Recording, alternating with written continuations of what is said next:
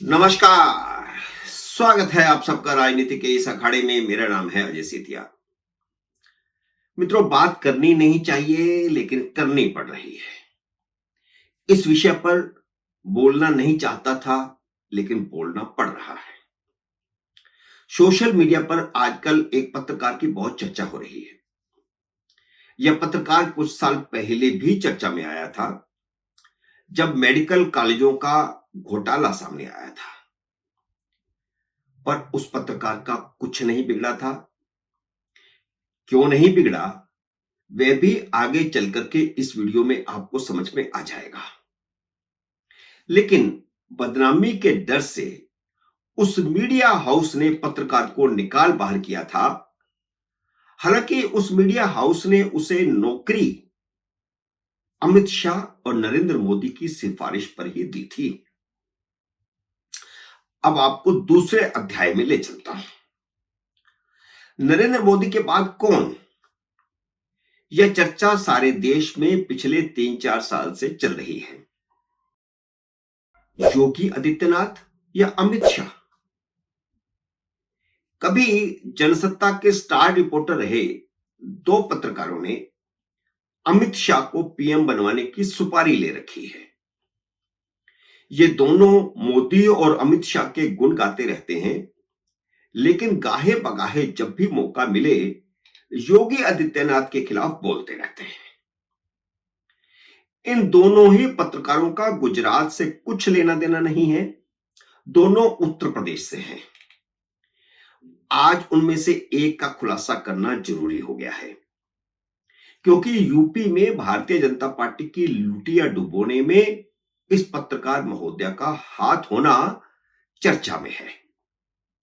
यह पत्रकार कौन है, जरा इस वीडियो को देख लीजिए, आपको समझ आ जाएगा।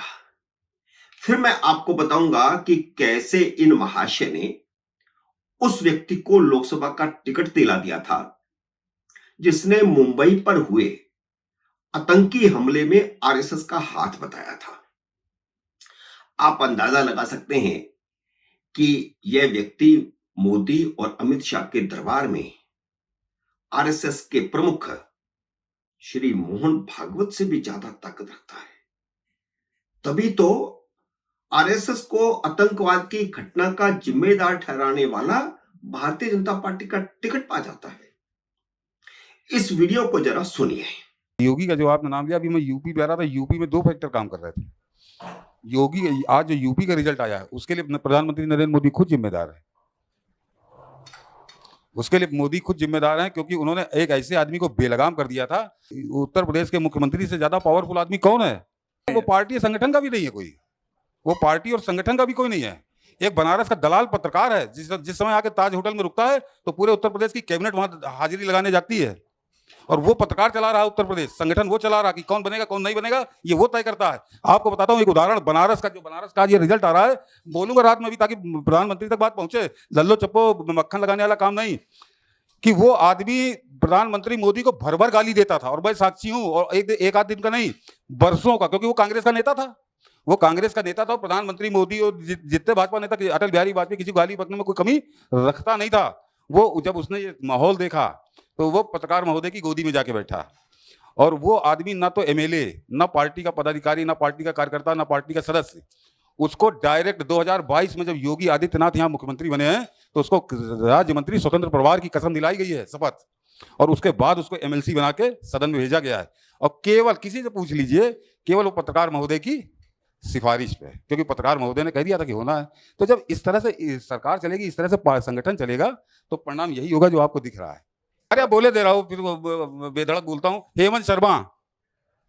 मित्रों, ये खुलासा करने वाले सतीश जी लखनऊ के बहुत ही दबंग किस्म के पत्रकार हैं। उन्होंने हेमंत शर्मा का नाम लिया है। हेमंत शर्मा भी लखनऊ में जनसत्ता के रिपोर्टर थे। आजकल टीवी 9 के डायरेक्टर और चीफ एडिटर हैं। पहले रजत शर्मा के इंडिया टीवी में थे। जब मेडिकल कॉलेजों को मान्यता दिलाने के बड़े घोटाले का खुलासा हुआ तो रजत शर्मा ने उनसे निजात पाली थी। रजत शर्मा ने उनसे इस्तीफा ले लिया था और यह खबर जो छपी है वो भी मैं आपको दिखा रहा हूं। सुनते हैं टीवी 9 में उनका पैसा लगा हुआ है, लेकिन मैं इसकी पुष्टि नहीं करता, झूठ भी हो सकता है। लेकिन वह टीवी 9 के डायरेक्टर हैं और एडिटर इन चीफ है हिंदी के।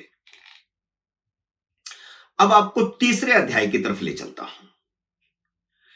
मुंबई कांग्रेस के अध्यक्ष थे कृपाशंकर सिंह।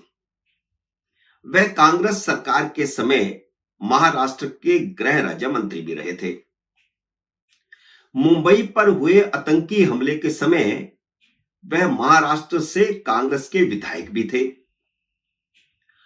आप सबको याद होगा कि कांग्रेस और भारत के कई मुस्लिम बुद्धिजीवियों और कुछ हिंदू बुद्धिजीवियों ने भी मुंबई के आतंकी हमले को आरएसएस की साजिश बताया था।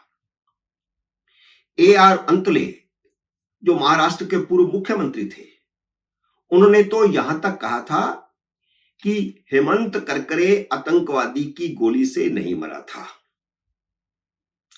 इस पर अजीज बर्नी, जो सहारा के उर्दू अखबार के एडिटर थे, उन्होंने एक किताब लिखी जिसका विमोचन कृपाशंकर सिंह और दिग्विजय सिंह ने मिलकर किया था।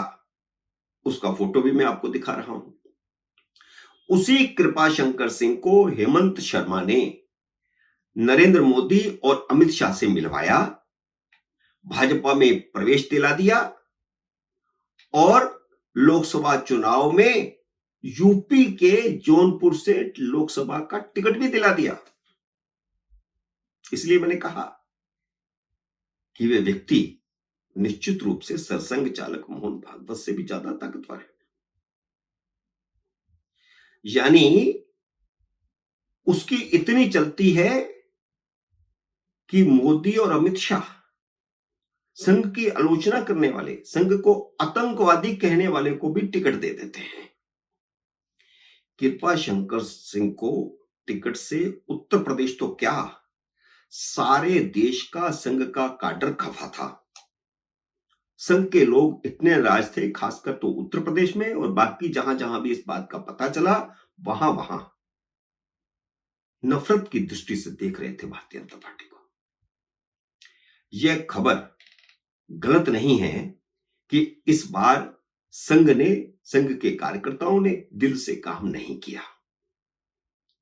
संघ से ऊपर से निर्देश कभी भी नहीं जाता। संघ के स्वयंसेवक अपने आप ही काम करते हैं, लेकिन इस तरह की हरकतें देखने के बाद संघ का काडर चुनाव में नहीं लगा, क्योंकि भाजपा सक्षम हो चुकी है, अपने पैरों पर खड़ी हो चुकी है। ये दावे किए जा रहे हैं। अब आपको एक और वीडियो दिखाता हूं। यह वीडियो 1 जून का है। उस दिन शाम को एग्जिट पोल आया था और ये आपको पता ही है कि सारे एग्जिट पोल ने यह कहा था कि भारतीय जनता पार्टी बम्पर बहुमत से जीत रही है। एनडीए जो है 400 के आसपास पहुंचा दिया गया था। हेमंत शर्मा उत्तर प्रदेश में भाजपा की सीटें बढ़ने की बात कह रहे थे। उनके चैनल पर भी एक एग्जिट पोल दिखाया जा रहा था और वह एक्सपर्ट कमेंट दे रहे थे साथ में। और उत्तर प्रदेश में सीटें बढ़ रही हैं, इसका श्रेय नरेंद्र मोदी और अमित शाह को दे रहे थे। आप सुनिए। तो प्रधानमंत्री की लोकप्रियता और अमित शाह की इलेक्शन इंजीनियरिंग, इन दो ने बिगड़े हुए उत्तर प्रदेश को बना दिया। लेकिन जैसे ही चुनाव के नतीजे आए, उन्होंने यूपी के एक बड़े अखबार में लेख लिख करके हार का सारा ठीकरा योगी आदित्यनाथ के सिर फोड़ दिया। 2021 के विधानसभा चुनाव में टीवी 9 ने योगी आदित्यनाथ के खिलाफ जमकर अभियान चलाया था। चुनाव से पहले अभियान यह था कि चुनाव योगी के नेतृत्व में नहीं लड़ा जाएगा, लेकिन जब चुनाव योगी के नेतृत्व में ही लड़ा जाना शुरू हो गया तो टीवी 9 अखिलेश यादव की जीत की भविष्यवाणी करने लगा। एक अहम सवाल है कि कोई पत्रकार एक साथ ऐसा कैसे कर सकता है कि वह मोदी और अमित शाह की तारीफ करता है, लेकिन योगी आदित्यनाथ के खिलाफ षड्यंत्र रचने का कोई मौका नहीं चूकता? इसके पीछे क्या साजिश है, कौन रच रहा है, इसका निर्णय आप करें। उम्मीद है मेरा यह वीडियो आपको पसंद आया होगा। इसे लाइक और शेयर कीजिए। अगर आपने मेरे YouTube चैनल को अब तक सब्सक्राइब नहीं किया तो कृपया सब्सक्राइब करके अपना आशीर्वाद दीजिए। जल्द ही मिलते हैं अगले वीडियो में किसी अन्य विषय के साथ। तब तक नमस्कार।